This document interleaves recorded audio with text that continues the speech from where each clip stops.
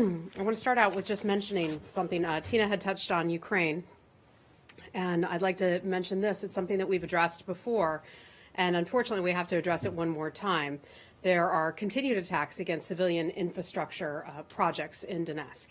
It's sad that we have to address this once again. The situation in Ukraine, unfortunately, is not getting any better, and so we're talking about it once again.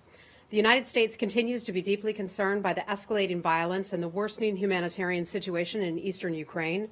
Back in November, we expressed concern about shelling near a vital water filtration plant in Donetsk. The plant remains under threat, and now a nearby coke factory has also taken fire by Russian-led forces. Coke factories assist in fuel production, energy production, as I understand it. We talked about that back in November. Together, the filtration plant and this coke factory help provide drinking water, electricity, and central heating to approximately 345,000 people. Threatening water supplies and also home heating in the dead of winter is simply unconscionable. Russian-led forces should immediately withdraw from their new positions surrounding the water treatment plant.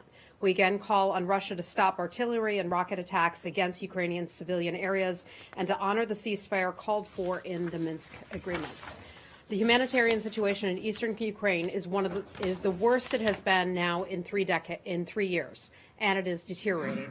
More than 1 million people in the Donbass region are food insecure.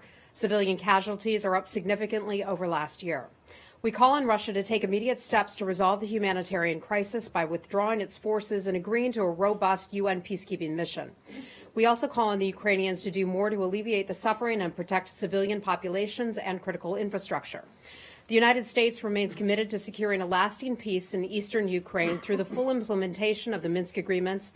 However, as the Secretary said in Vienna last week, quote, "We should be clear about the source of this violence. Russia is arming, training, leading, and fighting alongside anti-government forces.